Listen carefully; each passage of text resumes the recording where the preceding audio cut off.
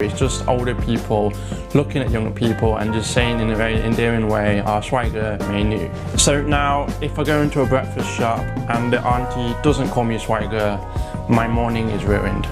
If you do meet a foreigner who hasn't been in Taiwan for a very long time, try not to call him handsome, even if he is handsome, because he may get the wrong idea. Today, I want to talk about 5 things that used to really confuse me about Taiwan and Taiwanese cultures, especially when I first moved here. I've slowly come to realize why some of these things happen and what they actually mean. Alright, so the first thing that used to really confuse me when I first came to Taiwan is the saying, 你吃饱了没?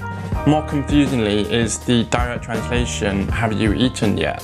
When I first moved here, I had a friend of a friend who, every time I saw him, he would ask me in English, have you eaten yet? Now, Westerners also ask this question, but it has a slightly different meaning. It implies that I'm going to go out and eat, do you want to come with me? And it's an invitation to go and eat. So you can see how I would be pretty confused if he asked me, have you eaten yet? And then he wouldn't invite me out. Later on, I realized this is just a Taiwanese way of greeting each other, and it's just the same as asking how are you. I heard the reason people say have you eaten yet comes from a long time ago where food was a lot more scarce, and if you wanted to show you cared about someone's well-being, you would ask them if they'd eaten yet or not. This is also one of the few words that I do know in Taiyu, jiababe. So next time you meet someone who's not Taiwanese and you ask them, have you eaten yet? Just be careful because they might be expecting an invitation to dinner from you. It might just be a British thing, but when we get common colds and sicknesses, we're just expected to rest, drink lots of water, and just naturally recover. I suspect this isn't the case in Taiwan because everyone has national insurance, so healthcare is super cheap. And not only that, you can go to any doctor anywhere, show them your health card, and you will get seen on the same day. In England, healthcare is completely free because everyone pays for it with their tax. However, because of this, you can only see the doctor that you're registered to, and also you might have to wait a few days until you can get your appointment. So a few days later, by the time you've actually gone to see the doctor, your cough or your cold might have gone by then, and it's just a waste of taxpayers' money and also a waste of time. The National Health Service website even states, you can treat a cold without seeing a GP. You should begin to feel better in about a week or 2. See a GP if your symptoms do not improve after 3 weeks. And talking about sicknesses, another thing that Taiwanese people tell me not to do is to eat spicy food when I'm sick. This is kind of the opposite way of what British people think, because when we're sick, we like to eat spicy food to warm ourselves up and also try and sweat out the sickness. So it's kind of like the complete opposite of what they do here. Alright, this next one just sounded so bizarre to me when I first heard it. Mangoes are hot. Now, if you don't know anything about Chinese medicine, this probably sounds really weird to you as well. How can mangoes be hot? Like, they're so refreshing and just nice to eat on a really hot summer's day. So, 热气 or 热氣, as it's referred to in Cantonese, is how your body temperature changes after digesting certain foods. Foods like mango, garlic, and lychee are all considered hot foods, and they will give you 熱氣 or 熱氣.